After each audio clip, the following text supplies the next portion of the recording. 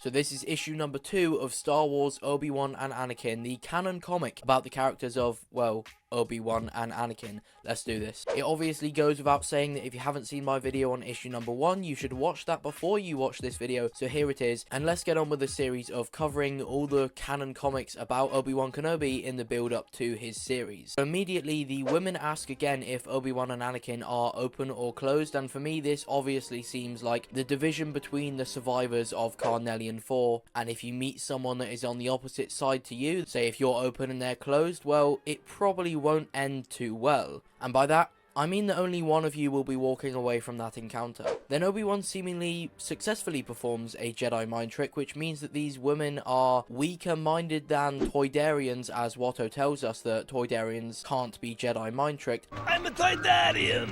My tricks don't work on me, only money! And it also means that they are potentially weaker minded than just the species of the Duros as well, which is Cad Bane's species, as no one could perform a mind trick on him. Now I say seemingly because the mind trick is interrupted by a ship crashing down towards them, and the women say that this must be a member of the closed, meaning that they are the open. And if you ask me, the open seem like more of the good guys just based off the name of them. And then boom, Obi-Wan finally uses force speed again, I think for only the second time in canon, and it's really good to see that it didn't just get used once and never again. And this leads to Anakin giving Obi-Wan some praise, saying that there is no one better, and that did bring a smile to my face. And of course Anakin Skywalker is absolutely right. Obi-Wan is the GOAT. And then he shows us where Vader got the idea to throw his lightsaber at Luke, as Obi-Wan throws his lightsaber at this ship, which is a very, very cool detail, and in such a short action sequence, it gets a 10 out of 10 for me just for those two things that I really did not expect. Then Anakin saves the pilot of this ship as it comes crashing down after being, you know, hit with a lightsaber, and he draws his blaster on the two women. Now Anakin, being stood between the woman and the closed member, asks permission from Obi-Wan, which is granted, and he easily slices all of the blasters up in this situation. I did say in my first video that I wanted this comic series to explore the relationship between Anakin and Obi-Wan like a bit more, and issue number 2 has got off to a flying start, and I really like this dynamic it's just shown.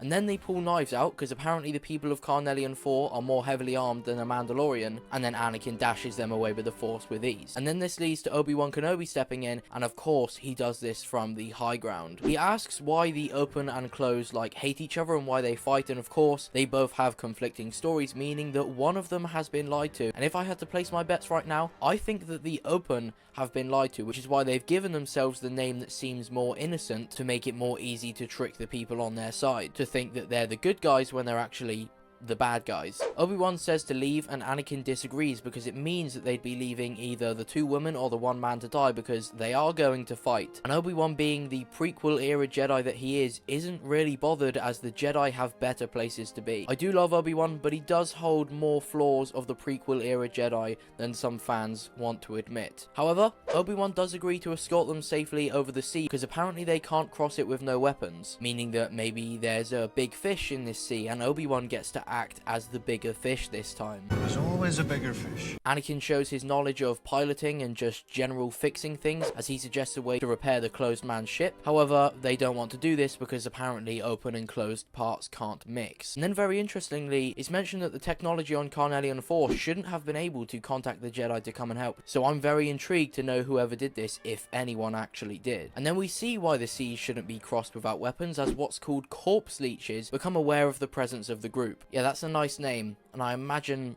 pretty accurate. They are mindless, but they should not be killed and instead sent away with the Force, says Obi-Wan to Anakin. However, Anakin fails to connect with them and ends up killing them with his lightsaber. Now this leads to another flashback to Coruscant, where Anakin is learning to connect with animals, something that Ezra Bridger found very, very easy. So it's cool to see that some Jedi struggle at certain things that others find really, really easy, and vice versa. I just like that having a high midichlorian count doesn't guarantee that every single aspect of the Force comes easier to you, because the chances are Ezra has a lower midichlorian count than Anakin, but he does better at this aspect. This leads to Anakin having an appointment with Palpatine, meaning that his request to Mace Windu to have Anakin sent to him was actually met. Palpatine then says that he has no doubt that Anakin will become a great Jedi, and of course we know that Palpatine can see Anakin's real future, which yes does involve him becoming a great Jedi for a little bit, but then something a little different happens afterwards. Palpatine asks Anakin to join him on an errand, and Obi-Wan steps in saying that he would be more capable to protect the Chancellor, which of course that's probably true, but for some reason Palpatine insists that it has to be Anakin that comes with him. And interestingly, they head to the lower levels of Coruscant. Palpatine has a very long talk with Anakin, mentioning how he's a better Chancellor than Chancellor Valorum was. Of course, he's the Chancellor prior to Palpatine, we see him in The Phantom Menace, and he also drops some hints / manipulative lines to Anakin, and that is where the flashback ends. I imagine we will see that in issue 3 of this comic series, and I'm actually really excited for that. So if you want me to continue this comic series, then make sure you leave a like, and if you're new around here, subscribe so you don't miss that video.